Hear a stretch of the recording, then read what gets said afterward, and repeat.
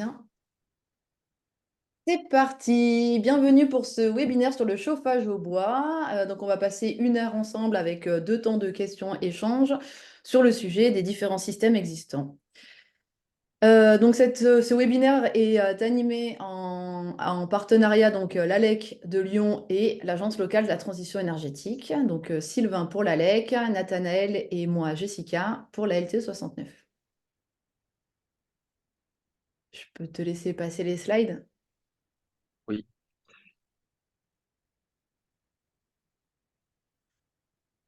Alors, voilà, les micros et les caméras sont coupés. Les questions sont à poser sur le chat dans la fonctionnalité Q et R, donc questions et réponses. Donc, on vous présentera des réponses parfois à l'écrit et dans tous les cas, on les énoncera à l'oral. Il y a des questions qui vont avoir lieu, il y a 2 temps d'échange qui auront lieu durant le webinaire. Et on l'enregistre, il sera accessible en replay sur nos chaînes respectives YouTube et il sera envoyé lors de l'enquête de satisfaction que l'on vous enverra la semaine prochaine. Alors, de quoi on va parler? Eh ben, on va se présenter. Donc, qui sommes-nous? Pourquoi on fait ce webinaire? Le chauffage au bois, dans quel contexte ça s'intègre? Une première session de questions. Ensuite, on rentre un peu plus dans le détail des systèmes de production, les aides financières pour les systèmes de chauffage au bois, et puis un deuxième temps de questions-réponses.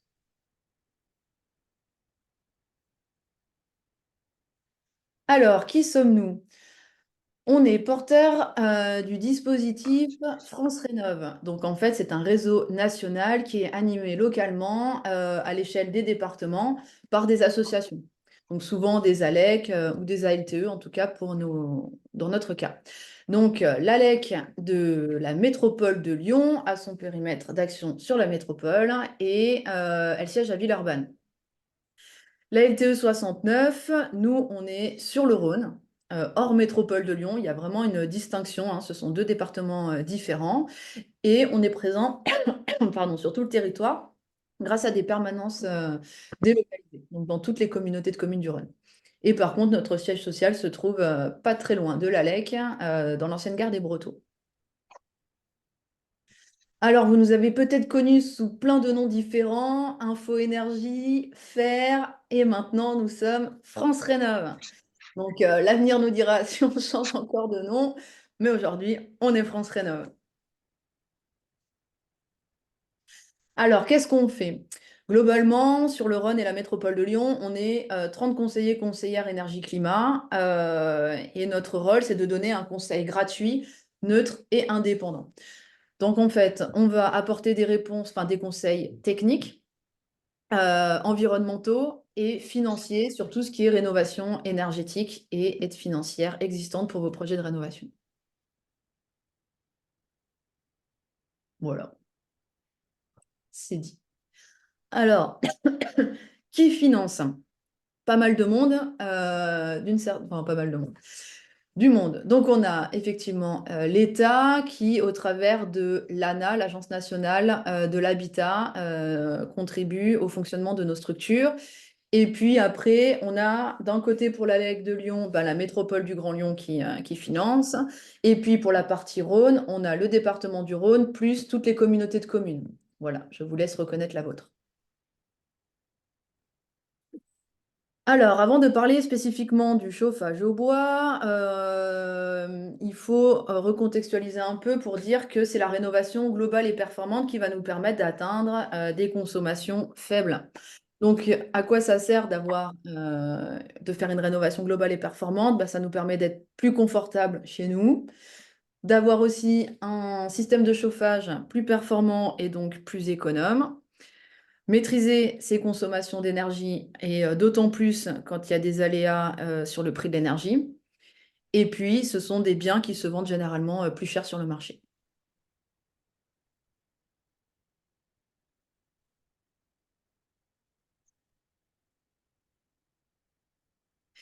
Eh bien, voilà pour la présentation de nos activités. Et puis, Sylvain, je te laisse prendre la main sur le reste du webinaire. Je te remercie. Donc, en tout cas, bonsoir à tout le monde et notamment aux personnes qui viennent de nous rejoindre. Donc, le contexte du chauffage au bois, donc on est sur, sur un cycle naturel avec certaines conditions. Donc évidemment, c'est une ressource qui est renouvelable à condition qu'on replante. Le bilan carbone est neutre, puisque le bois, rejette le carbone qu'il a absorbé pendant sa croissance. Par contre, les émissions polluantes sont à maîtriser parce qu'il y a chauffage bois et chauffage bois et que, les systèmes anciens peuvent être émetteurs de nombreux polluants, contrairement aux systèmes actuels qui ont des rendements bien plus, efficaces. Donc on verra les différents points qui concourent à un chauffage bois performant, économe et respectueux de l'environnement. Sur la surface de la forêt en France, elle a tendance à progresser, notamment, en raison de la déprise agricole avec justement des terrains qui étaient cultivés et qui sont repris, par des espaces forestiers. On a en France, 7 millions de foyers qui se chauffent au bois avec un appareil de chauffage individuel, donc certains en chauffage principal, d'autres en chauffage, secondaire ou d'appoint. Et quand on regarde la répartition de la provenance de ce bois de chauffage, on s'aperçoit que 64 provient de l'exploitation de la forêt, où on va retrouver des essences notamment comme le chêne, le châtaignier, le charme, le hêtre, l'orme, et cetera. 23 de l'entretien de vergers ou de haies, 18 de la récupération.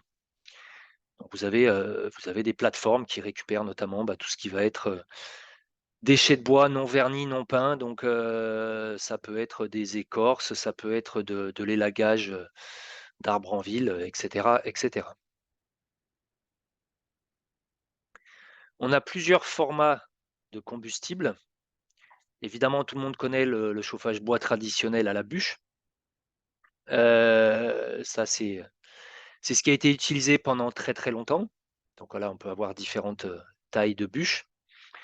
Le taux d'humidité est conseillé, à moins de 23 voire même, recommandé à 20. On a ensuite, les plaquettes en fait qui sont du bois déchiqueté, donc notamment la plaquette forestière qui vient d'entretien de forêt ou de déchets de l'exploitation du bois. Et puis on a les granulés donc qui sont constitués de cendres compressées, dans lequel on n'a pas rajouté d'adjuvant, c'est juste, la sève, ce qui est contenu dans la sciure qui permet d'agglomérer ce granulé dans des presses un peu semblables aux presses à granulés pour le bétail. Et là, comme on est sur une matière première beaucoup plus sèche, on a un taux d'humidité qui est inférieur à 10, ce qui, explique qu'on soit sur des rendements plus importants que sur de la plaquette ou que sur de la bûche. Alors pour choisir le bon combustible, il faut faire attention, notamment quand on se fournit en bûche, parce que pour qu'un bois soit vraiment sec, il lui faut 2 à 3 ans de séchage. Et malheureusement, quand on en achète, c'est pas toujours le cas, je suis bien placé pour en parler.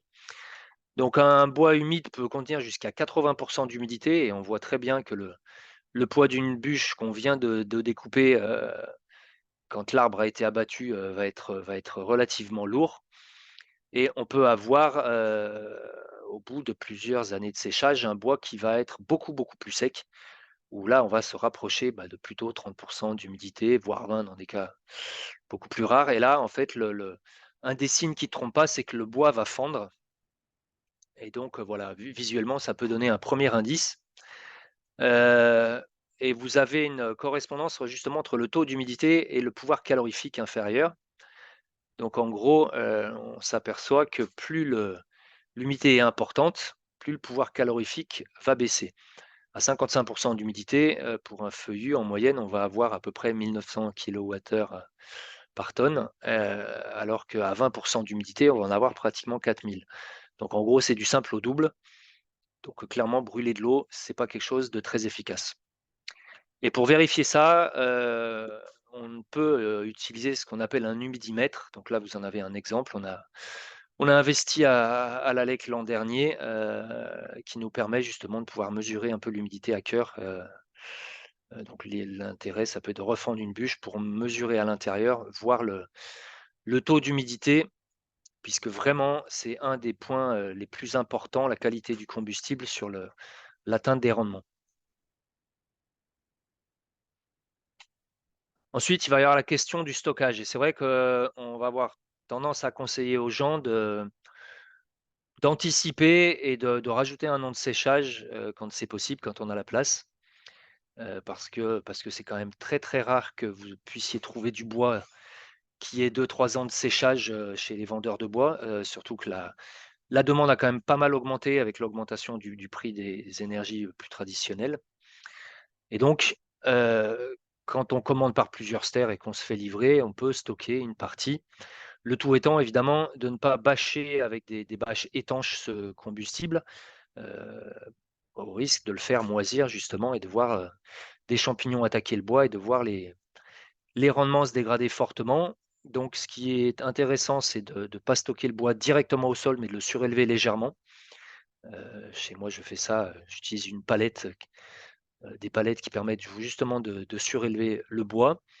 Après en termes de rangement, l'idéal, c'est même pas forcément de faire comme sur le schéma, de les ranger toutes dans le même sens, mais c'est plutôt de les croiser, donc de faire une série de bûches dans un sens, une série de bûches dans l'autre sens, ce qui permettra à l'air de mieux circuler et d'avoir un abri, pour éviter que la pluie ruisselle sur ce bois. On a aussi tout intérêt, à couper le bois et à le fendre dès qu'on l'achète, ou dès qu'on le récupère, ce qui lui permettra de sécher plus rapidement. Alors évidemment, la demande, elle est en augmentation, notamment, fin 2019, on a eu une première annonce d'interdiction du fioul, donc il y a quand même pas mal de gens qui se sont dit: «Ben, on va peut-être aller, sur du bois». On a eu, fin 2020, début, 2021, bon des hivers relativement chauds. On s'est retrouvé avec, pas mal de granulés parce que, bah, il y avait des parasites qui avaient attaqué des arbres, qui du coup n'étaient plus vendables sur le marché traditionnel du bois et donc, transformés en sciure, et la possibilité de faire du granulé, donc ça avait, fait baisser les prix. On a eu dans les années, 2021 une augmentation donc des installations de chauffage granulé et puis, bah, quelque chose qu'on n'avait pas vraiment prévu, c'était la guerre en Ukraine. Ça a généré à la fois une tension sur le gaz.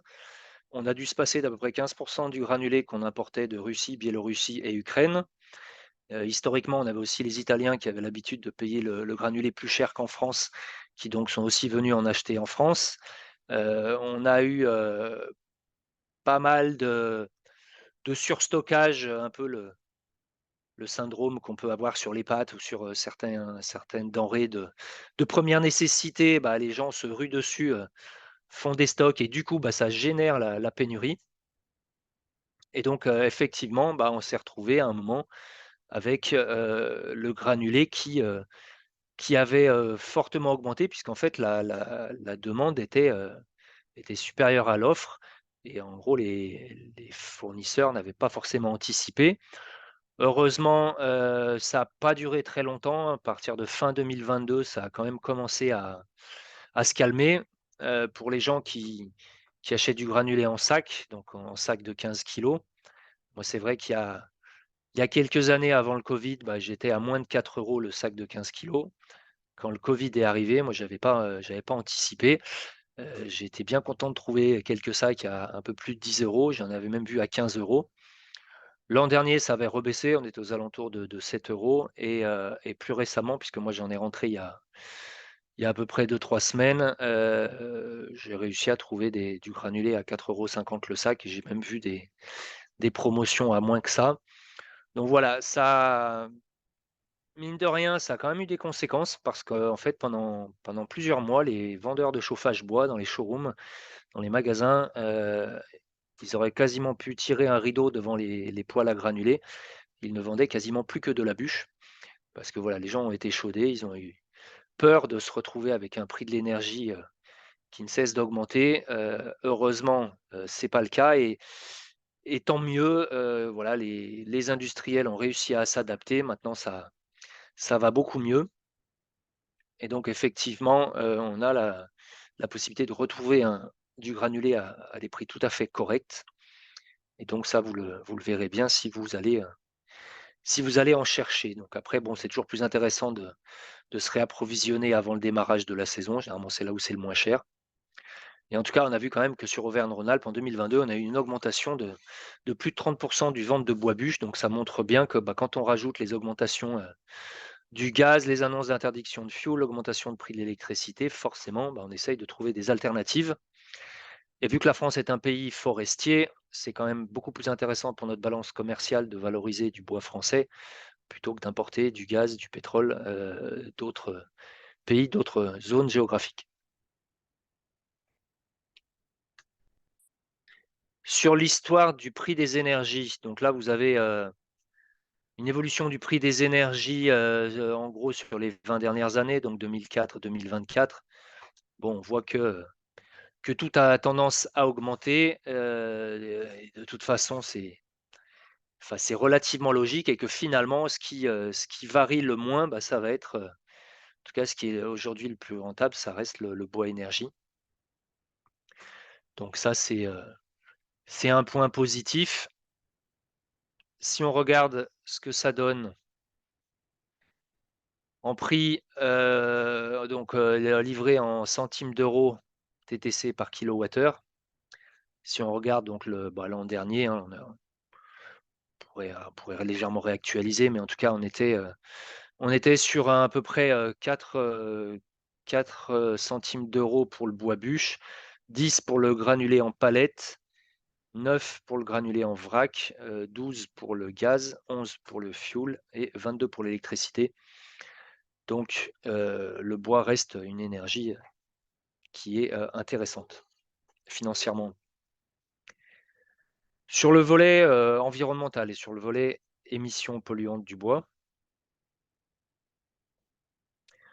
on a, 25 des poêles à bois, des inserts, des chaudières, des ménages qui sont de vieux appareils, des appareils vétustes et ça pose un vrai problème parce que, ce sont des appareils qui polluent et puis on a aussi des cheminées ouvertes qui ont un rendement très mauvais et qui donc contribuent fortement à de la pollution et en particulier aux émissions de particules fines.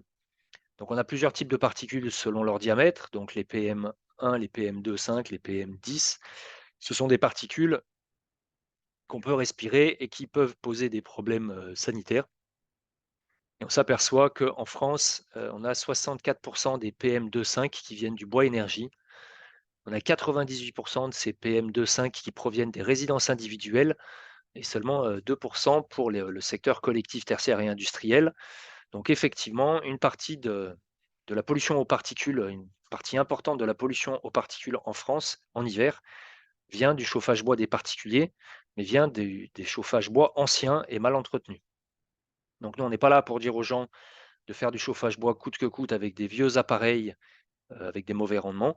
On est vraiment là pour faire la promotion des systèmes, de chauffage bois actuels, récents, performants, bien installés et bien entretenus. Voilà, donc on a cette problématique des particules fines. On a aussi les HAP, les hydrocarbures aromatiques polycycliques, voilà, qui sont essentiellement donc liés au chauffage bois des particuliers. Et les autres sources de particules fines, bah, on peut avoir aussi des particules fines dans, les transports, notamment avec l'usure des pneus, l'agriculture, les industries, le brûlage à l'air libre des déchets verts.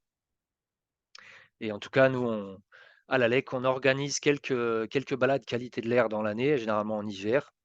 On a des capteurs, de particules fines qui nous sont mis à disposition par Atmo Rhône-Alpes et donc ça nous permet de mesurer les émissions de particules fines. Donc effectivement, on en trouve en plein centre-ville et notamment quand il y a de la circulation et des camions qui passent ou des vieux véhicules, mais on en trouve aussi quand on se balade dans les zones pavillonnaires où on voit des maisons qui brûlent du bois, mais avec des chauffages anciens, voilà et donc ça permet, on voit tout de suite les courbes qui augmentent fortement et donc l'intérêt, c'est de pouvoir montrer ça aux gens et de pouvoir justement les inciter à renouveler leur système de chauffage bois et à passer sur des appareils à haut rendement.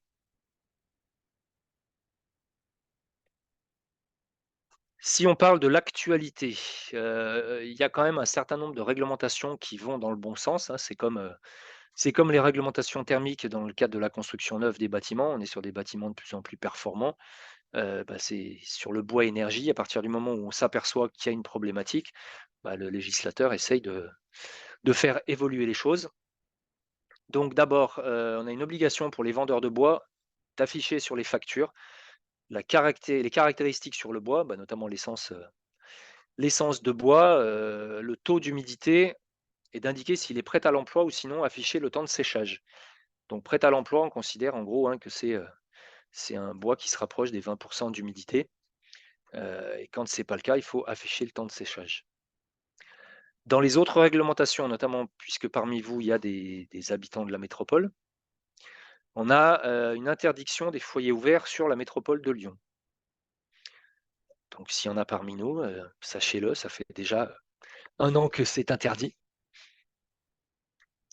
Et puisqu'il y avait, hier une réunion, donc du plan de protection de l'atmosphère, on s'oriente donc vers une interdiction programmée au 1er octobre 2026, pour, bah, d'autres comme du Rhône, notamment celles qui sont gérées, bah, par les collègues de la LTE 69 avec, la communauté d'agglomération Lyon-Condrieu, la communauté de communes de l'Est lyonnais, du Pays de Lauzon, de la vallée du Garonne. Donc voilà, on pourra vous faire passer des informations complémentaires à ce sujet, mais en tout cas, voilà, il faut le savoir et heu et sans doute aussi des interdictions qui seront sur des appareils, antérieurs à 2002 qui ont des rendements pas terribles. Et puis, il faut savoir que depuis 1 an tout pile, les entreprises qui commercialisent des lots de bois de moins de 2 m3, elles ont l'obligation de le vendre prêt à l'emploi, donc aux alentours de 20 d'humidité et là, il faut être vraiment vigilant là-dessus. Parce qu'effectivement, quand on est en maison de ville, qu'on n'a pas beaucoup de place pour stocker, bah, on est parfois en flux tendu et donc quand on va acheter du bois, on veut pouvoir le brûler, directement. Or, pour avoir commandé, plusieurs fois du bois bûche à différents fournisseurs, clairement, je n'ai, jamais eu du bois prêt à l'emploi. Donc voilà, après il y a possibilité éventuellement d'avoir du bois qui est, qui a bénéficié d'un séchage artificiel, mais enfin voilà, ça consomme de l'énergie, il est beaucoup plus cher. Donc même si en termes de rendement, c'est très bien, c'est pas forcément super économique, notamment ce qu'on appelle le bois étuvé. Alors ce que je vous propose, c'est de poser quelques questions avant d'attaquer la deuxième partie. Eh bien, il y a déjà des questions. Donc, on a eu une question sur la performance des flammes vertes. Est-ce que, en fait, ça émet beaucoup plus de particules ou non? Alors les flammes vertes justement sont plutôt des appareils performants, et pour bénéficier des aides aujourd'hui, généralement, il faut que ça soit flamme verte ou équivalent, parce que vous pouvez avoir d'autres labels européens qui sont équivalents. Voilà, si ce n'est que, en fait, avant, il y avait des étoiles, donc on avait flamme verte, 5 étoiles, 6 étoiles, 7 étoiles. En fait, en gros, on a dégagé les 5 étoiles, les 6 étoiles. Aujourd'hui, la norme, c'est devenu 7 étoiles et en fait, du coup, maintenant, on parle même plus d'étoiles, c'est devenu flamme verte. Donc voilà, un appareil performant aujourd'hui, c'est un appareil flamme verte, et donc effectivement, ça vous garantit de bons rendements, et si vous allez sur le site de Flamme Verte, si vous voulez rentrer dans le détail, bah, vous aurez justement, les rendements, en fonction de si on est sur de la bûche, sur du granulé, là vous avez toutes les explications sur leur site. Ils produisent aussi de nombreux flyers que vous pouvez télécharger, de nombreux conseils, donc ça, faut pas hésiter à aller sur le site de Flamme Verte On les envoie. pour votre projet particulier. Eh bien, on mettra justement dans l'enquête de satisfaction des ressources et je mettrai le lien de Flamme Verte, justement. J'avais renvoyé nous vers notre page internet sur laquelle il y a une foire aux questions et il y a une question: le chauffage est-il polluant? Et là, il y a plein de sources avec des graphiques, n'hésitez pas à les consulter. Ça fait du lien avec, eh ben, quelles conditions sont à respecter pour les poêles à bûches en maison à Lyon? J'imagine un peu quels sont les critères pour obtenir les aides financières. En tout cas, c'est un lien direct. Bah, de toute façon, en gros, les foyers ouverts sont interdits. Après, vous contactez un de nos conseillers, on vous donnera toutes les infos parce que c'est vrai que ça peut être susceptible d'évoluer d'une année sur l'autre. On pourra vous renseigner aussi sur une aide, que je vous présenterai, un petit peu plus tard sur le le dispositif de prime Airbois de la métropole de Lyon. Donc ça, voilà, pas hésiter à contacter nos conseillers et puis c'est vrai que généralement, de toute façon, quand on nous contacte, que ça soit pour du chauffage bois, pour du solaire, pour, tout type d'énergie, on rebrosse un petit peu un état des lieux de votre logement. On va vous reparler aussi enveloppe, isolation, parce que, bah, ça serait par exemple dommage de changer un chauffage bois et puis de refaire l'isolation dans 2 ou 3 ans, notamment si vous passez en isolation par l'extérieur, parce que du coup, vous allez vous retrouver à avoir tellement réduit les besoins que votre chauffage sera surdimensionné. Donc voilà, l'idée c'est d'essayer de faire un conseil sur mesure et de vraiment aussi réfléchir à enveloppe, à système. Donc par système, on entend chauffage, eau chaude, ventilation. Donc voilà, avoir une logique un peu globale, adaptée aussi aux différentes communes et aux différents territoires. Merci. Il y a pas mal de questions. Donc il y en a une, c'est, attends, j'essaie de te la résumer. Oui, c'est un peu, la juste quantité d'air dans un foyer. Donc la question, elle est un peu longue, c'est, j'ai entendu dire et constaté qu'un chauffage au bois est d'autant plus polluant que l'alimentation en air est fermée, et qu'il est donc moins polluant de moduler son chauffage en plaçant dans le foyer des bûches plus petites plutôt que des grosses bûches avec arrivée d'air diminuée. Ouais, alors après, de toute façon, aujourd'hui, en fait, les installateurs, parfois, ils vous refont une arrivée d'air, hein. C'est ce qui a été fait chez moi. Ils vous refont un tubage. Donc en fait, aujourd'hui, tout ça, c'est, enfin, tout ça, c'est, il y a des règles, d'installation. On peut pas faire n'importe quoi. Donc ça fait partie des règles, effectivement. Et enfin, l'arrivée d'air, c'est quelque chose d'important. Mmh mh. Et ben, Heu, effectivement, donc je transmettrai une plaquette ADEME qui explique comment bien chauffer au bois et qui reprécise que ça dépend, bah, d'une bûche de qualité, mais c'est ce que tu as dit, d'un bois bien sec, d'un allumage bien fait aussi et entre autres d'une combustion avec un apport d'air, suffisant. Et donc en fait, avec un apport d'air insuffisant, on a une combustion incomplète et du coup, ça génère plus de pollution. Donc c'est un subtil mélange de plein de choses, ouais, de toute façon, il y a dans la deuxième partie, on va réaborder une partie de ces points-là. Donc on réexpliquera, bah, notamment les histoires d'allumage, enfin, en gros, voilà, les différents points qui concourent à un chauffage, performant, économe, respectueux de l'environnement. Le prix du gaz. OK.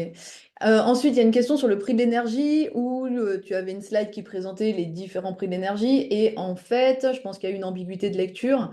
Le granulé coûte aussi cher, pardon, que le fioul, c'est ça? Et je pense que la réponse est plutôt non, plutôt plus proche du gaz actuellement. Le g En fait, après pour le granulé, ça va vraiment dépendre de si on l'achète en sac ou en vrac. Mmh. Et il y a des On fluctuations au cours d'une année en réalité, alors que nous, on a pris un graphique qui est lissé sur plusieurs années rétroactives. En fait, c'est Ouais. pas tout à fait le même. Nous, c'est des tendances plutôt que une photographie instantanée. Mmh mh. Voilà, du coup, désolé, j'ai répondu. Après, il y a est-ce que un insert peut être considéré à remplacer s'il a plus de 20 ans? Oui, j'ai envie de dire. J'ai envie de dire oui. Alors moi, le mien avait sans doute plus de 20 ans, mais effectivement, si j'étais pas à 1 mètre de l'appareil, j'avais pas chaud. Et après, il y a un autre bon indicateur, c'est la taille de la caisse de descendrage et c'est la couleur des cendres ou la forme des cendres. Mmh. En gros, avant, j'avais une cassette de descendrage qui était 3 fois plus importante que sur mon appareil actuel, et je la vidais 3 fois plus souvent qu'aujourd'hui. Et puis on était sur des cendres, grossières, sombres, parce que le rendement n'était pas bon et donc du coup, ça avait tendance aussi à encrasser et cetera. Aujourd'hui, vous allez sur les appareils performants, bah, et c'est quasiment que de la fine. La caisse de descendrage est 3 fois plus petite, et en gros, vous avez même pas besoin de mettre ça en poubelle, hein. Vous allez, d'un coup, un coup sur la pelouse, un coup dans le potager, un coup sur la haie et puis ça nourrit le sol. Donc voilà, après moi je sais que quand je suis arrivé dans la maison où je suis, bah, il y avait déjà un appareil d'installé, donc je ne savais pas exactement son année, la marque était même pas apparente, donc c'est difficile de connaître le rendement de l'appareil, mais en tout cas, en termes de ressenti, de toute façon, on voit très bien à un moment, si ça chauffe pas grand-chose, et qu'on génère beaucoup, beaucoup de cendres, c'est que quelque part, ça peut être intéressant de changer. Eh bien, merci. Effectivement, tout ça, c'est récapitulé aussi dans un document de l'ADEME qu'on vous transmettra par mail suite à ce webinaire. On a une question sur l'arrivée d'air. Est-ce que c'est pertinent de faire un trou dans le mur pour alimenter son poêle à bois? La VMC, ça suffit pas? Ça peut être pertinent effectivement, moi, ils m'ont fait c'est ce qu'ils ont fait chez moi, donc En ça fait, se c'est une fait ré entrée d'air qui est dédiée au système, donc c'est oui, parfaitement étanche en réalité. Oui. Et la VMC, elle joue un rôle qui est différent. Donc, c'est normal d'avoir deux alimentations d'air distinctes. Allez, les questions arrivent, mais je vais passer un peu plus vite. Il y en a. Attends. La durée de vie d'un poêle à granulés. Je sais même pas si on a, depuis qu'on a commencé à en installer, je sais, Ouais, moi, j'ai enfin, jamais entendu parler de ça non plus. moi, j'ai pas entendu parler de gens qui, dont les appareils étaient arrivés en fin de vie. Il y avait une Et inquiétude sur l'électronique, en fait. ou alors après il peut y avoir de l'entretien, mais comme sur n'importe quelle chaudière, en fait, vous avez, enfin, un système de chauffage bois, c'est un système comme n'importe quel système de chauffage. Quand vous avez une chaudière gaz ou fioul, vous pouvez avoir de l'entretien, parfois des pièces à changer. Bon, bah, c'est un peu pareil, sur ce côté-là. Je reviendrai tout à l'heure sur le volet entretien, mais c'est pas trop différent, quoi. Eh bien, je vous propose, donc j'ai bien vu qu'il restait des questions, mais je vous propose qu'on clôture cette session-là et qu'on les pose à la fin lors du deuxième échange. Je les Ouais, note, qu'on posait tout sur à l'heure, ou alors, surtout qu'il y en a peut-être en plus, auxquels on va Hmm, répondre sur la 2e partie. c'est ce que je me dis, oui. Donc là, on va parler des différents systèmes de production de chauffage au bois. Donc d'abord, on va parler des appareils indépendants. Donc les appareils indépendants, vous avez les poêles à bûches, vous avez les poêles à granulés, vous avez les poêles de masse, vous avez les poêles bouilleurs et vous avez même, encore d'autres choses. Heu, on n'avait même pas la place pour tout mettre. Donc poêle à bûche, bon, on a le charme de la flamme. C'est vrai que ça, bah, il y a des gens qui, voilà, qui veulent avoir ce côté-là. Une indépendance électrique, un combustible local et on est sur des rendements de 70 à 85. Donc pour vous donner un ordre d'idée, une cheminée à foyer ouvert, c'est à peu près 10 de rendement. Les vieux inserts, on est peut-être à 30-40 de rendement. Donc là, déjà, on passe tout de suite sur des choses beaucoup plus importantes. Poêle à granulés, l'énorme avantage, c'est qu'on a le volet, l'automatisme. Donc en gros, vous avez, une application sur smartphone, et vous pouvez démarrer votre poêle, éventuellement en partant du boulot et arriver chez vous avec déjà le poêle qui chauffe. Cela implique juste une chose, cela implique de laisser votre box allumée, ce qui n'est pas très bien en matière de sobriété énergétique, mais en gros, ça, c'est valable que pour les quelques grands jours de froid, pendant l'hiver, pour peu qu'on en ait encore. C'est vrai que moi qui coupe ma box, le soir avant d'aller me coucher, qui la remet quand je reviens du travail, effectivement, si vraiment, il y a un grand froid, peut-être que je serai obligé de la laisser, allumée, quelques jours pour pouvoir démarrer à distance. On a un système programmation, régulation, enfin voilà, on est sur des très hauts rendements, des rendements, qui peuvent monter jusqu'à 95. On a le poêle de masse qui va être peut-être un peu plus utilisé sur des maisons, grandes et des maisons peut-être un peu plus rurales, c'est-à-dire où on a des grandes surfaces. L'avantage, c'est qu'on a une autonomie importante, un confort thermique, de l'inertie. En gros, on va entourer l'appareil de matériaux qui vont accumuler la chaleur et qui vont la restituer petit à petit. On peut avoir des systèmes de poêles bouilleurs, donc avec renvoi sur radiateur. On peut avoir, alors hop, des systèmes qui vont faire aussi l'eau chaude. On peut avoir des cuisinières aussi, à bûches. Enfin voilà, c'est relativement varié. Ce qui est vraiment intéressant aujourd'hui, c'est que vous avez en termes de rendu visuel des possibilités qui sont, je ne vais pas dire infinies, mais quasiment. Vous avez des appareils qui sont suspendus, du plafond, qui touchent même pas le sol. Vous avez des appareils qui ressemblent à un poêle classique. Vous avez des appareils il y a tout un tas de finitions, de couleurs et cetera. Donc il y en a vraiment pour tout le monde et ça devient quasiment un objet décoratif.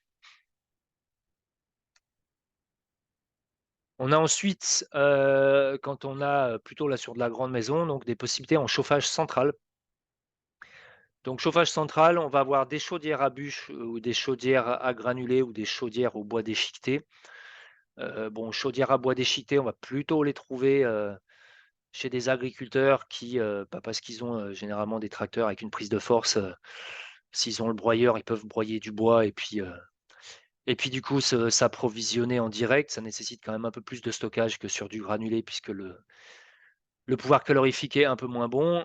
Vous avez les possibilités de chaudières à granulés avec plusieurs options de silos. Ça peut être des silos maçonnés, Ça peut être des silos enterrés, ça peut être des silos, en toile tendue par des armatures, qu'on va mettre dans un garage, donc quelques mètres cubes de stockage.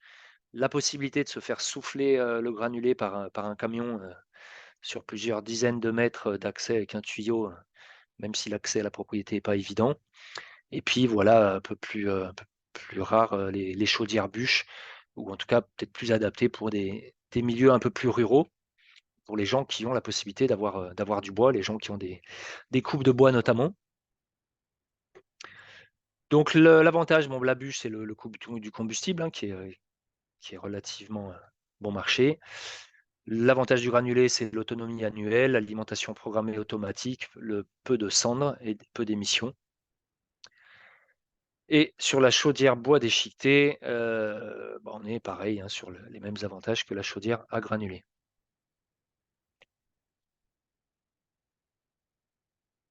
Donc l'efficacité d'un système de chauffage, elle dépend de plusieurs paramètres. D'abord, on va calculer les besoins de chauffage et ces besoins, ils sont directement liés au niveau d'isolation de votre logement.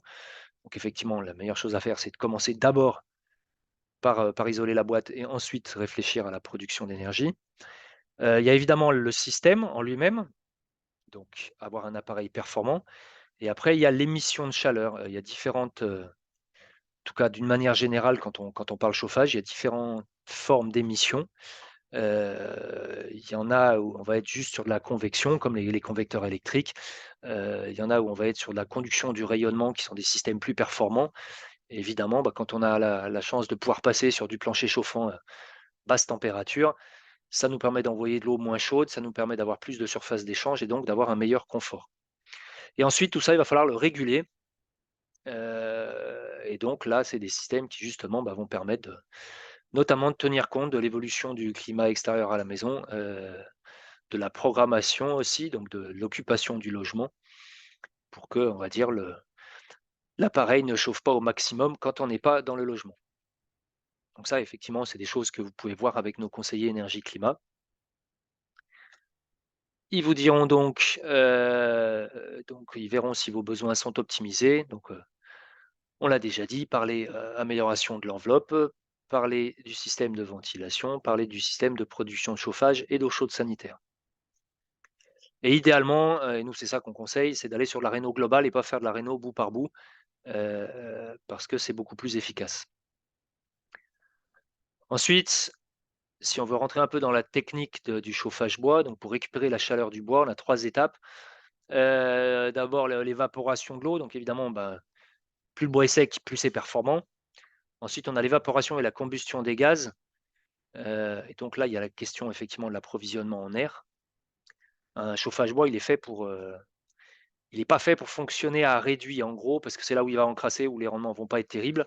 Il est fait pour, il faut envoyer, il faut que ça tire, donc voilà, dans ce cas-là et puis on a des systèmes aujourd'hui qui avec des doubles, triples combustions qui permettent de rebrûler les gaz de combustion et d'améliorer nettement les rendements.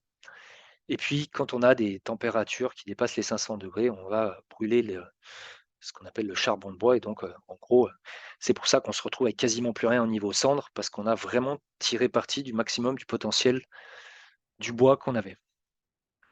Donc en gros, il nous faut du bois, il nous faut de l'oxygène et il nous faut de la chaleur. Pour optimiser tout ça, heu, comme je vous disais, il faut contrôler l'air entrant, la taille des bûches, l'évolution des étapes et si possible aller sur un allumage par le haut. Alors ça, c'est quelque chose d'assez peu connu, d'assez peu développé. C'est vrai qu'habituellement, notamment quand on fait un barbecue, bah, on met le papier en bas, puis on met des petits trucs dessus, puis des trucs de plus en plus gros. En fait, on s'est aperçu que c'était beaucoup plus efficace sur les chauffages bois d'aujourd'hui de faire l'inverse et donc de faire de l'allumage par le haut, éventuellement d'utiliser une petite briquette donc spécifique pour l'allumage et donc de mettre, justement des petits morceaux en haut, ce qui permet au poêle de monter en température, et donc voilà, ça c'est pas très connu, mais il y a des tutos sur internet et de plus en plus de gens, s'en inspirent. On a parlé tout à l'heure de la performance, donc bah, si vous allez sur Flamme Verte, vous verrez que Voilà, bon aujourd'hui, bon, on est plus sur cette étoile, c'est flamme verte tout court, mais en gros, vous voyez que, bah, les flammes vertes vous parlent de rendement énergétique, de monoxyde de carbone, de particules fines et encore d'autres critères qui sont arrivés depuis. Donc ça vous permet de choisir et de pouvoir comparer les appareils entre eux. Après, il y a un truc qui est super important, ça va être, l'entretien. Donc non seulement vous avez généralement l'installateur qui revient chaque année, vous faire l'entretien de votre appareil, et notamment le ramonage. Mais de toute façon, il faut bien savoir que la loi impose de faire 2 ramonages par an, dont un en saison de chauffe. Il y a pas beaucoup de monde qui le fait et quand on le fait pas, bah, voilà ce qui risque de se passer, c'est-à-dire, un fort encrassement du conduit et quand le ramoneur arrive et bah, il, récupère ce genre de galettes de suie, brûlée et ça témoigne clairement d'un feu de cheminée.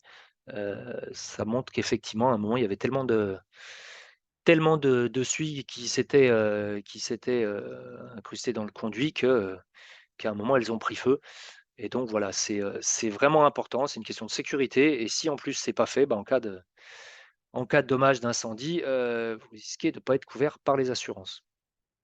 Voilà donc aujourd'hui un ramonage, ça doit être de l'ordre d'à peu près, je sais pas 60 €, quelque chose comme ça. Un entretien à peu près, l'entretien global qui intègre le ramonage à peu près 200 € et dans l'idéal, c'est bien quand le ramoneur monte sur le toit, qu'il ne se contente pas de le faire par en bas. Ça lui permet aussi de voir l'état de l'élément terminal de la cheminée là, du petit chapeau. Ça lui permet de voir l'état des autour de la cheminée, de l'étanchéité et donc et que s'il y a un souci, ça lui permet de voir tout ça. Puis en même temps, si vous êtes comme moi, que vous avez le vertige et que vous montez pas sur votre toit tous les jours, ça peut aussi vous permettre de savoir s'il y a une tuile qui a été abîmée et cetera. Généralement, ils jettent un œil, savoir s'il y a des mousses à décaper donc voilà, c'est quand même bien de faire les choses correctement. Sur les aides financières, donc il peut y avoir plusieurs niveaux d'aide. Il peut y avoir des aides nationales. Bon alors à une époque, c'était crédits d'impôt qui sont passés en MaPrimeRénov', des aides locales, des certificats d'économie d'énergie, de la TVA à 5,5. Donc, je vais vous détailler un exemple, de prime qu'on a sur le territoire de la métropole de Lyon et puis les collègues de la LTE vous compléteront ça, s'il reste encore des aides sur leur territoire. Donc le dispositif métropole de Lyon, il s'appelle la prime Airbois et cette prime Airbois, elle existe depuis maintenant, à peu près 5 ans. Donc au départ, elle était de 500 € pour tout le monde, de 1 000 € pour les ménages modestes et elle était pas là pour, faire de l'installation neuve, mais elle était là pour faire du remplacement. Donc l'idée, c'était de remplacer les vieux systèmes polluants émetteurs de particules par des systèmes à haut rendement. Finalement, cette aide a été bonifiée pour sortir, plus de dossiers. Donc elle est passée à 1 000 € pour tout le monde, 3 000 € pour les ménages modestes et elle peut se cumuler avec d'autres dispositifs. MaPrimeRénov' sous condition de ressources, les certificats d'économie d'énergie. L'objectif initial, c'était de remplacer 3 200 systèmes anciens par des appareils à haut rendement. J'ai appelé, aujourd'hui la personne qui instruit les dossiers à la métropole et elle m'a dit qu'on en était à 3 700 dossiers, donc ça s'était un peu calmé pendant l'été, là ça repart fort en septembre. Du coup la prime devait s'arrêter l'an dernier, elle a été prolongée sur, 2024. Donc jusqu'au 31 décembre 2024, vous pouvez, faire la demande de cette prime. Ça, c'est uniquement pour les habitants des 58 communes de la métropole de Lyon, dont je vais vous donner la liste tout de suite. Non, je rigole. Ça se trouve sur internet, et hem et donc voilà, c'est vraiment pour du remplacement. Donc remplacement de foyer ouvert ou de foyer fermé avant 2002 par des appareils à haut rendement. Donc de toute façon, à l'ALEC Lyon, nous, on s'occupe de l'animation du dispositif, et donc nos conseillers peuvent vous renseigner sur cette prime. Et puis on organise régulièrement des événements dans les communes aussi, où il y a pas mal de pavillonnaires, des porte-à-porte. Mmh. On va en faire un bientôt à Vénissieux, on en a déjà fait à Vaux-en-Velin, on a des soirées spécifiques et cetera et cetera. Donc ça, je l'ai détaillé, sur le reste du Rhône, qu'est-ce que vous avez, Jessica? Eh bien, nous, sur le reste du Rhône, en équivalent primaire bois, on a deux communautés de communes qui proposent le même système. Donc, on a la CCPO, Communauté de communes Pays d'Ozon, et on a Vienne-Condrieu Agglomération aussi qui propose une prime air bois. Voilà, donc en fonction de votre commune, nous, on sera enfin, faut nous appeler et on sera en capacité de vous dire si vous êtes éligible et le montant de cette prime. On l'enverra aussi par mail. Et après, je rajoute que plus globalement, les systèmes de chauffage au bois sont pris en compte dans la rénovation globale aussi. Voilà, je te laisse reprendre. Alors, je vais vous donner un petit retour d'expérience d'un bénéficiaire de la prime, pour ne pas le citer moi.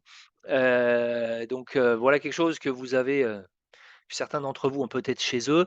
Donc en gros, une maison des années, 80, à peu près 100 carrés, tout électrique et avec cet insert bois, qui effectivement chauffait pas grand-chose et qui donc à l'époque me servait, vraiment d'appoint. Le problème que j'avais, c'est que c'était pas confortable, la chaleur se diffusait mal, ça chauffait essentiellement à côté de l'insert et puis, avec l'augmentation du prix de l'électricité, mine de rien, surtout avec, du convecteur classique, c'était quand même pas terrible. Alors bon, j'avais mis dans le salon un radiateur à inertie, mais enfin ça restait quand même relativement coûteux. Et puis, effectivement, quand, la Primaire Bois a démarré, que j'ai commencé à organiser les soirées Primaire Bois, à rencontrer des artisans, je me suis dit que, il allait peut-être falloir que j'y passe, ce que j'ai donc fait et donc effectivement,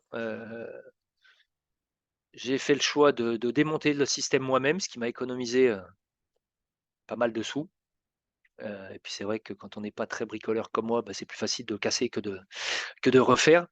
Donc en août 2018, j'ai démonté l'ancien insert, je l'ai sorti avec difficulté parce qu'il devait peser à peu près 250 kilogrammes. Je l'ai évacué chez le ferrailleur, ce qui m'a permis de gagner la fabuleuse somme de un peu plus de 20 €, et surtout, je l'ai remplacé par un appareil performant, donc relativement classique. Ça m'a permis de gagner de la place. J'ai bien précisé à la personne qui instruit les dossiers de la métropole, puisqu'on doit fournir des photos avant, après, que c'était bien chez la même personne, mais que j'en avais profité pour changer le carrelage. Et donc voilà l'appareil que j'ai acheté et j'ai fait le choix de ne pas choisir entre bûche, et granulé et j'ai fait un choix d'appareil mixte dans lequel je peux brûler aussi bien du granulé que de la bûche. Et je peux vous dire que quand le granulé s'est pris une grosse claque il y a quelques années, j'étais bien content d'avoir l'option justement de pouvoir passer en bûche une partie de mes consommations. Donc l'intérêt, c'est de pouvoir démarrer au granulé, donc d'avoir le côté programmable, de monter vite en température. Je peux le mettre il démarre toujours à 100 de rendement, puis au bout de quelques minutes, je peux le mettre à 50, à 10 et puis je peux mettre une bûche qui va s'enflammer dans la flamme du granulé, couper le granulé et ensuite c'est la bûche qui va prendre le relais. L'avantage, c'est qu'en prix du kilowattheure, la bûche est moins chère. Donc voilà un petit peu un exemple, hein, il y a encore beaucoup de gens qui sont équipés de ce type d'insert qui était assez, qui était assez classique à l'époque. Après, on n'est pas obligé forcément de passer, sur un poêle. On a aujourd'hui des inserts avec des bien, bien meilleurs rendements que ce qu'on avait à l'époque. Et bon, après, c'est logique, hein, on est sur des installations qui doivent dater d'il y a une quarantaine d'années, donc les rendements n'ont plus rien à voir. Là, je vous avais mis une notion de coût, donc j'étais sur un coût global d'à peu près 5 500 €. Bon, il y avait eu, 400 € de travaux intérieurs préalables. Remplacement de l'élément terminal de la cheminée qui était dégradé. Le poêle en lui-même coûtait à peu près 3 000 €, 650 € de tubage, 510 € de raccordement, la création d'arrivée d'air extérieur mural à peu près 300 €. Heu et donc la primaire bois, donc à l'époque, j'avais eu 500 €, aujourd'hui j'aurais eu plus que ça. Un crédit d'impôt donc qui maintenant s'est transformé en ma prime rénov, j'avais eu 1 000 €. Donc voilà, en gros, un système, qui m'était revenu à peu près 4 000 € et par contre en termes de fonctionnement, avec une moyenne d'à peu près 4 € le sac de granulés, les premières années, je devais être à 25 sacs de granulés, à peu près 2 stères de bois bûche. Donc vraiment, pas grand chose en matière de coût de chauffage. Voilà, consomme un peu plus de sacs de granulés parce que l'après Covid a généré un peu de possibilités de télétravail et que forcément quand on passe 1 ou 2 jours par semaine de télétravail, bah, forcément, on se chauffe chez soi la journée, bénéficier du chauffage au bureau. Voilà, en tout cas, ça reste quand même quelque chose de relativement, économe et performant et on va pouvoir prendre justement la deuxième série de questions. Eh bien, il y a des questions. La première, c'est, est-ce qu'on peut installer un poêle à bois quand on a une VMC double flux? Donc Bah, il y a pas mal de gens, équipés de VMC double flux qui en installent, donc a priori, c'est que ça doit se faire. donc la réponse est oui, ça se fait et effectivement, il faut une entrée d'air étanche pour que, l'entrée d'air, et l'extraction ne viennent pas, compromettre, ben, le système de VMC. On a une question et tu as très probablement tu as la réponse. La réglementation, finalement, elle évolue, en faveur de l'interdiction des cheminées et des inserts anciens. Oui. Voilà et donc j'ai transmis l'article. En fait, c'est vraiment voilà, c'est vraiment une question, en fait, c'est vraiment lié au rendement, en fait. Les émissions de polluants étant directement liées au rendement, Mmh. forcément, on a tendance à sortir les appareils anciens. Alors voilà, je l'ai peut-être pas dit, je vais peut-être le redire encore une nouvelle fois, la pédagogie étant l'art de la répétition, mais pour moi, il y a 4 points qui concourent à un chauffage bois performant, économe, respectueux de l'environnement. Il y a d'abord, la qualité de l'appareil. Donc ça, maintenant avec les histoires de flammes vertes, de rendement, voilà, on a des bonnes indications. Ensuite, il y a la qualité de l'installateur, et donc c'est intéressant d'abord de faire appel à plusieurs installateurs, de pouvoir comparer et puis aussi de leur demander éventuellement des références de gens que vous pouvez éventuellement recontacter pour voir s'ils sont satisfaits. Donc on a l'appareil, on a la pose, ensuite on a la qualité du combustible et là on en a beaucoup parlé, avoir un combustible sec. Mmh. Et puis, bah, j'en ai parlé aussi, il y a l'entretien. L'entretien et puis auquel on peut rajouter éventuellement l'allumage, pour les appareils à bûche, avec notamment l'allumage inversé et la conjonction de ces différents points nous permet vraiment d'avoir quelque chose d'efficace. Merci. Une autre question, c'est le dimensionnement du chauffage. Est-ce qu'il se fait uniquement sur le volume à chauffer? Généralement, oui, mais Il prend après en compte c'est, bah, il y l'isolation? a il y a le volume et il y a le niveau d'isolation du logement évidemment. Oui, voilà, donc un bon chauffagiste, normalement, prend en compte les besoins du logement en considérant, bah, si les fenêtres sont étanches, si le Oui, bâtiment est bien isolé et ça revient un petit peu sur ce que tu disais en introduction, c'est-à-dire que la mise en place d'un système, elle se fait normalement, idéalement en tout cas, après une bonne isolation du logement, ce qui tout à permet fait. de dimensionner le système de chauffage conformément aux besoins. Donc il y a le Effectivement, bon un chauffage. bon chauffagiste doit effectivement prendre ça en compte, de même qu'un bon installateur solaire doit faire, un relevé de masque, essayer d'avoir un toit le plus orienté au sud, et Mmh. pas aller mettre des panneaux solaires, plein ouest sous des sapins, ça marche moins bien effectivement. Bah, c'est pareil un peu un peu pour le chauffage au bois. Ce qui nous permet de dire que le prochain webinaire devrait traiter de solaire thermique et photovoltaïque. Oh, c'est trop fort. Transition, c'est cadeau. Waouh. Et ben, une question qui va te faire, écho. Le poêle mixte, en fait, avec un poêle mixte, tu pas indépendant de l'électricité. Non. Voilà. Alors effectivement, il y a des appareils à granulés sans électricité. J'avoue que j'ai un peu du mal à voir, l'intérêt. Heu, bon, moi, je vais vous dire, j'habite, en première couronne de la banlieue lyonnaise. Des coupures de courant, j'en ai à peu près jamais. Donc clairement, pour moi, en tout cas, c'est un non-sujet. Je ne dis pas que c'est le cas partout, mais mais les avantages sont tellement importants, on va dire, par rapport à l'inconvénient potentiel de voilà, oui, effectivement, ça nécessite de l'électricité puisque, bah, à la fois la vis sans fin, elle fonctionne, avec de l'électricité, la vis sans fin qui alimente le foyer, mais l'allumage aussi, heu et puis voilà, un peu d'électronique, donc Bien, effectivement, il y a un besoin d'électricité.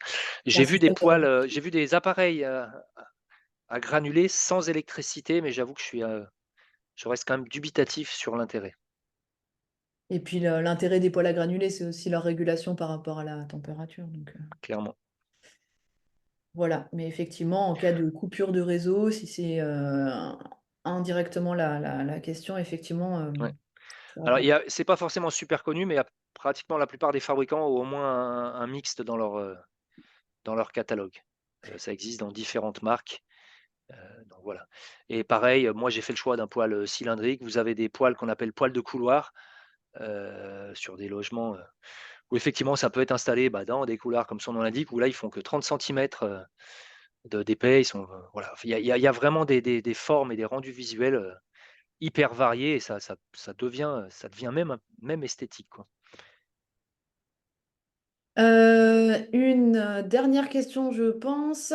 Les poêles à accumulation sont-ils une option intéressante? Ça peut, ça peut être intéressant, on a après bon voilà, on n'a pas nous on a enfin sur la métropole, on n'a pas beaucoup de retours là-dessus. Nous, on Mm. voit quand même beaucoup de classiques, hein. Bien constant. On voit Mm. beaucoup de poêles à granulés, on voit des poêles à bûches, performants. Plus rarement, on voit des chaudières, parce que c'est vrai que enfin, il faut reconnaître qu'on n'est pas forcément, en tout cas sur le quand on est en habitat urbain, ou proche, on n'a pas forcément des très, très grandes maisons, et donc il y a pas forcément besoin d'avoir des grosses Mm, mm. chaudières. Donc je ne sais pas vous si sur un territoire un territoire qui en dehors des grosses villes du reste du Rhône est quand même plus rural. Est-ce que vous êtes déjà amené à en croiser ou? Mmh. Bah, effectivement, il faut quand même pas mal de besoins en termes de chauffage pour avoir, enfin, pour que le poêle à accumulation soit intéressant. Et il y a aussi la question de, enfin, le poêle à accumulation, ça permet d'avoir une chaleur un peu plus douce pendant une plus grande durée. Donc effectivement, ça peut être intéressant s'il y a un manque bah, de chaleur constante, dans l'habitat. Enfin, voilà. C'est vraiment une solution à étudier au cas par cas. Bah, j'imagine que la nuit, effectivement, ça permet d'apporter une inertie et du coup une régulation Mmh. aussi Ouais. plus amortie. Alors, donc, on a la même question, un poids lourd est-il un meilleur poids? Et ben, en fait, c'est exactement la même question de cette inertie et de cette masse, en fait, qui va permettre d'apporter un mode de chauffage dans la durée. Et du Et coup, c'est pas forcément lié qu'au poêle en lui-même, c'est aussi lié aux matériaux qui vont entourer le poêle, quoi. exactement, ça peut être effectivement la masse, elle peut être dans le poêle, mais on voit aussi des solutions où on a des murs en briques réfractaires qui se trouvent derrière le poêle et qui permettent d'absorber et de restituer la chaleur. Tout à fait. Oh là là. Alors attendez, j'ai pas réussi à lire la question, donc je la lis en live, Sylvain. Pour une surface de 100 mètres carrés avec des radiateurs, mieux vaut-il installer une chaudière à granulés ou mettre un poêle à granulés pour remplacer les radiateurs? Oh, j'ai la réponse. Bah, 100 m², on n'est pas sur des très grosses surfaces, après ça dépend du niveau d'isolation, je ne sais pas si vous avez fait l'isolation par l'extérieur ou si c'est en projet. Je ne sais pas si vous avez bien au moins 30 centimètres d'isolation dans les combles, mais la chaudière, risque d'être un peu surdimensionnée, quoi. Heu, puis après il faut Non, avoir alors nous, on a un point de vue un petit peu différent. On dit que quand il y a un réseau hydraulique qui est en place, c'est bien de le conserver et qu'effectivement, les chaudières bois granulées, c'est tout à fait adapté dans des maisons de 100 mètres carrés. En tout cas, nous, en milieu rural, c'est très très courant qu'on propose, en tout cas, comme énergie renouvelable de chauffage, des chaudières à granulés sur des radiateurs. Après, c'est deux principes complètement différents parce que si vous mettez un poêle à granulés à la place des radiateurs, le poêle à granulés, il faut que la maison, c'est toujours pareil, en fait, elle soit bien isolée. Il faut que la chaleur du poêle à granulés puisse se diffuser dans l'intégralité de la maison. Et quand il y a une maison avec des radiateurs, c'est quand même un confort de chauffe, un confort thermique intéressant. en fait, ce que j'entendais par là, c'est que sur de la maison de 100 m², ça risquait peut-être d'être un peu gros quand même surdimensionné. Par contre, il existe des poêles avec des ballons d'hydroaccumulation qui peuvent renvoyer sur des radiateurs. Ça, c'est Poêle tout à fait hydraulique. possible, Mm. et sur une maison de 100 m², ça peut être une opportunité. Et ben effectivement, donc là, on retombe sur le chauffagiste et sa capacité à dimensionner correctement un système. Ouais, parce que là, par contre, on est sur des volumes de ballons, bah, qui vont être supérieurs à la taille d'un cumulus traditionnel, quoi. Et Sylvain, est-ce que ça t'agace, les bruits de granulés qui tombent dans ton poêle? Alors moi, je vais te dire, ça m'agace pas du tout pour la bonne raison que dans mon appareil, il ne tombe pas, mais il remonte. Oh waouh! Donc c'est peut-être une solution pour Voilà, éviter c'est d'être embêté. c'est c'est c'est c'est une des caractéristiques de cet appareil mixte, donc non, ça me dérange pas et Eh effectivement, je bien, suis je suis assez sensible au bruit, et effectivement, quand je regarde, puisqu'il m'arrive des fois de regarder la télé, je suis pas dérangé par ça. très bien. Eh bien, merci. Nous arrivons donc au bout des questions qui ont été posées. Nous avons répondu à un grand nombre de questions par écrit et nous les avons évoquées à l'oral. Nous avons envoyé des liens par écrit que nous allons transmettre aussi par mail avec le replay plus ben voilà, toutes ces ressources précieuses. Pour nous contacter, si vous habitez sur la métropole de Lyon, eh ben, vous ne tomberez pas forcément sur Sylvain, mais Même ses pas du tout, puisque collègues je suis plus conseiller depuis quelques années, mais des collègues tout aussi compétents et sur le Rhône, donc hors métropole de Lyon, et ben, Nathanaël et moi pourrons répondre, ainsi que les autres conseillers. donc Euh, après en termes de pour aller un peu plus loin, voilà, vous avez, tout un tas de guides qui peuvent être téléchargeables, notamment les guides, de l'ADEME, et donc voilà, mm, mm, vous avez un certain nombre d'infos qui synthétisent et qui rajouteront même certainement des éléments qu'on n'a pas eu le temps d'aborder ce soir. mm. En tout cas, de toute façon, la conclusion de chacun de nos webinaires, c'est toujours: n'hésitez pas à nous contacter, on est à votre service, on est le seul réseau qui fait du conseil gratuit, indépendant et neutre. Voilà, et sur des réponses simples, les collègues peuvent vous envoyer des éléments par mail. Sur un projet de réno beaucoup plus global, on peut vous recevoir en rendez-vous dans nos locaux avec, des plans, des photos de chez vous, des factures d'énergie et là, on rentrera vraiment dans du sur mesure. On peut faire des simulations et voilà, l'idée, c'est vraiment de vous aider à faire les bons choix et de mobiliser les financements aussi auxquels vous pouvez prétendre. En tout cas, Super. tout Et a ben, été enregistré, tous les webinaires sont dispo, on en fait à peu près 5 par an. Le prochain, fin d'année, je ne sais plus si tu as la date en tête, devrait traiter du solaire, donc on abordera à la fois solaire thermique, solaire photovoltaïque, puisque c'est aussi, un marché, le photovoltaïque, qui explose, en ce moment. Mais en tout cas pour ce soir, on a fait le tour. N'hésitez pas à nous mettre, en commentaire ce que vous avez, en tout cas pensé du format. L'idée, c'est d'être sur des formats voilà, d'à peu près 1 heure, de pas passer trop de temps et de vous laisser, vaquer à vos occupations, mais en tout cas pour aller plus loin, n'hésitez pas, on est vraiment à votre service. voilà, et comme ça vient de faire partie d'une question, nous mettrons la date du prochain webinaire sur le solaire dans le mail qu'on vous enverra. Voilà, en tout cas merci beaucoup et passez une très bonne soirée. Merci, au revoir. Au revoir.